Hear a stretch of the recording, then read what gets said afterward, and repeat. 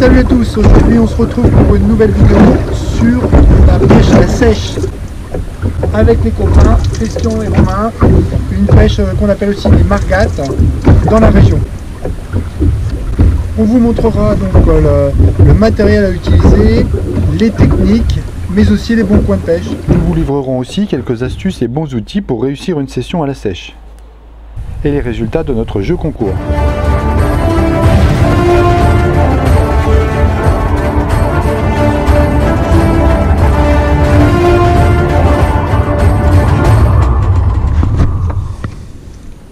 Donc pour le matériel, il vous faut une canne souple ou très souple, de ce genre là.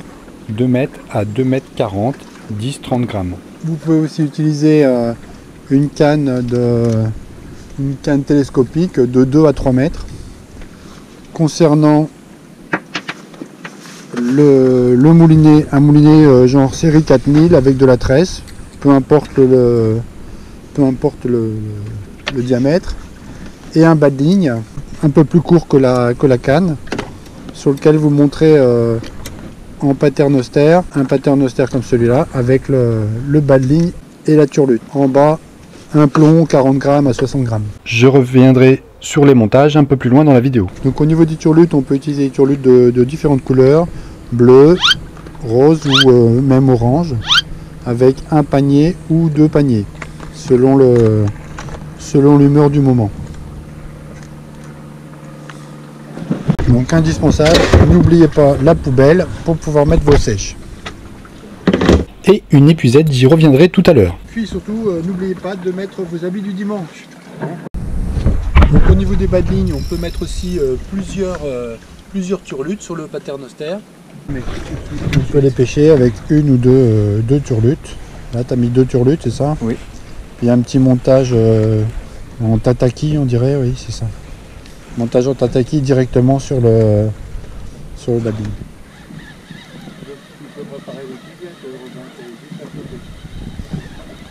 Non, on donne ça, tu vas foutre ça à l'eau encore. Ça va pas aujourd'hui.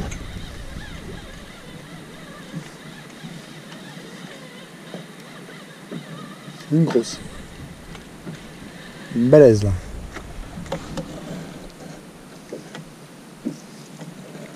Et voilà. C'est une belle. Pour la saison, c'est pas mal. En fait, avec l'épuisette, elle se colle au fond de l'épuisette en fait. Donc pour les décrocher, c'est plus facile. Voilà le montage en paternoster avec une seule turlute flottante et bas de ligne de 40 cm environ. Mais vous pouvez en mettre plusieurs.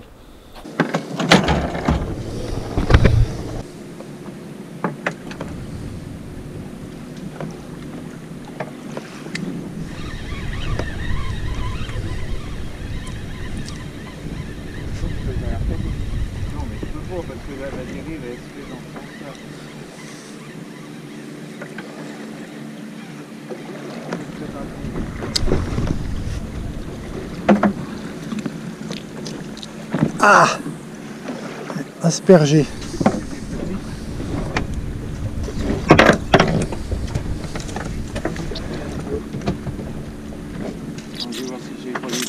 Allez, la petite, la petite chérie, là, on la remet à l'eau. Allez, on la remet à l'eau. C'est parti. Plouch. Se monter sur les petites épingles de chez Delalande.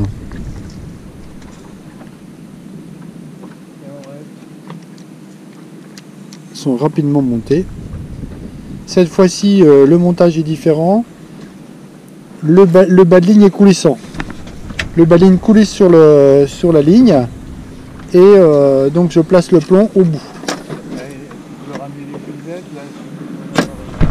Faut pas qu'il en soit, faut qu'il soit à la verticale du bateau. Donc sur mon bas de ligne coulissant, je rajoute le plomb en bout, toujours avec une épingle rapide. On laisse en fonction de la dérive. Mais je vais voir si ça fonctionne.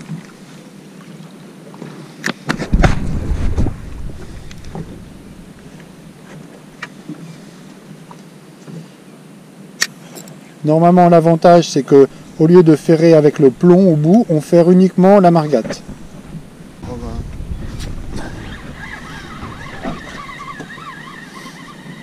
Effectivement, ça a l'air de fonctionner hein, avec le système coulissant. Il fonctionne.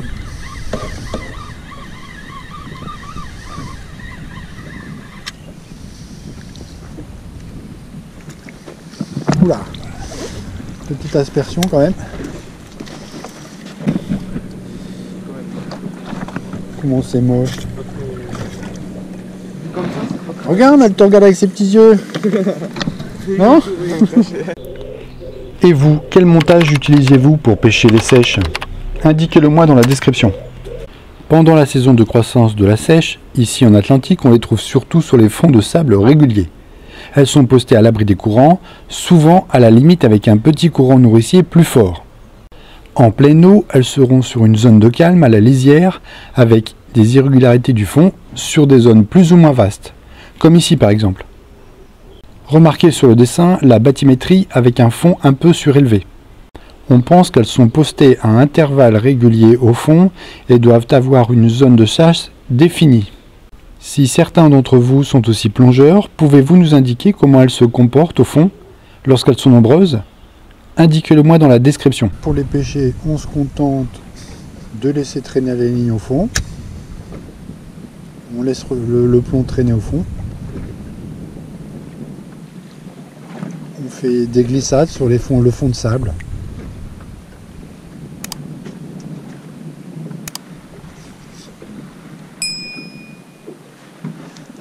Ah, j'en avais une, je l'ai ratée. Le courant ne doit pas être trop fort, mais il faut une dérive pour explorer les zones. Le moins bon moment est celui de l'étale, lorsque le courant est inexistant. Si en plus le vent est nul, il faudra dans ce cas mettre le moteur en vitesse lente, pour rendre la turlute attractive.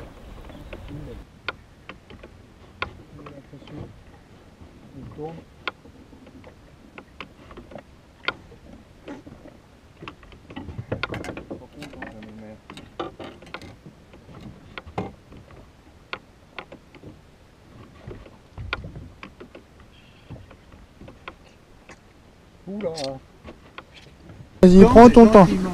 Prends ton temps. Je suis là. Allez. Il n'y a pas d'ardillon sur la turlute, donc pas de mou dans la ligne. Oh, une jolie petite margate. Bon, celle-là, on va essayer de pas la faire tomber. Elle se défend, ici. Elle s'accroche, hein. Regarde. Fatigué de naissance. Une petite pêche toujours à la margate. La pêche de feignant. Vous posez la canne tranquillement et puis vous attendez. Vous surveillez. Et normalement ça marche aussi.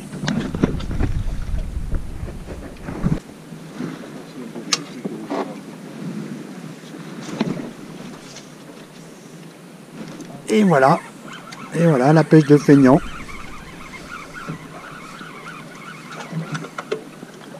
C'est là que je suis le meilleur. L'épuisette. Ah, l'épuisette. Trop tard. Ouais, je vais essayer de l'avoir comme ça. Hop, c'est bon, je l'ai eu. Lorsque les margates sont pas très motivées, on peut essayer de doper les résultats avec un peu de booster de notre ami Christian. Ça peut marcher.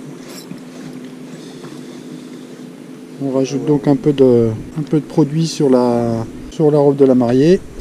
Généralement l'efficacité à peu près un petit quart d'heure.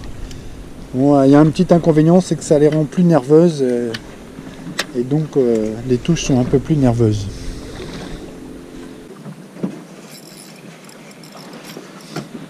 Ah. Ça revient, Christian.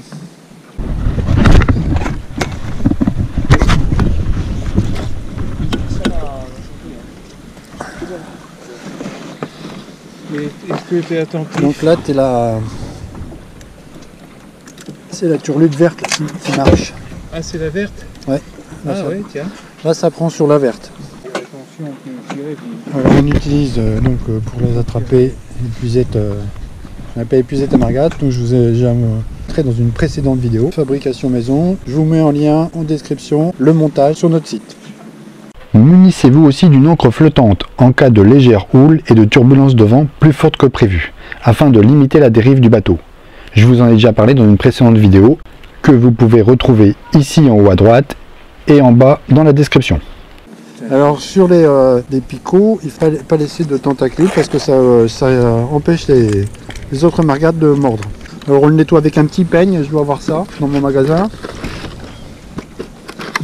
Regardez la petite astuce du jour, le petit peigne qui va bien et vous retirez les saletés, les bouts de tentacules et les algues.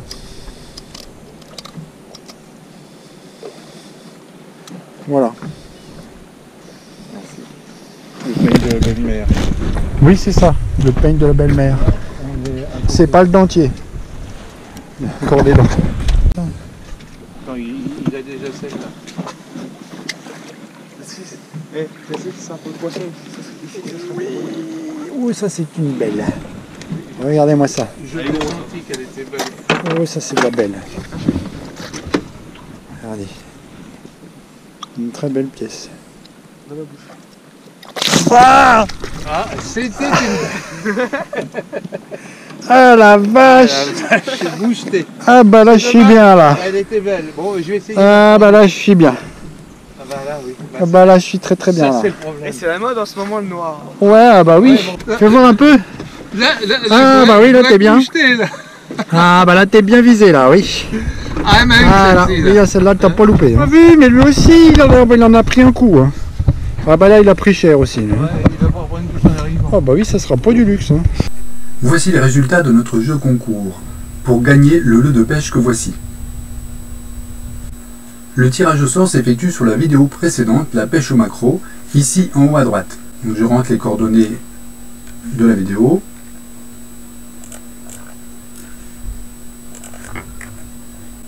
Et j'effectue le tirage au sort. Et c'est Jérôme Sabatier qui gagne le lot. Bravo, félicitations à toi Jérôme. Tu peux me contacter sur Instagram, Facebook, en message privé ou bien sur la boîte mail sous la vidéo. Merci à tous de votre participation. Pour gagner encore plus de lots, n'oubliez pas de mettre des commentaires, de vous abonner pour ceux qui ne sont pas encore. J'effectuerai le reste de l'année des tirages au sort sur les vidéos. Prenez soin de vous, à très bientôt pour de nouveaux jeux et de nouvelles vidéos. Ciao tout le monde!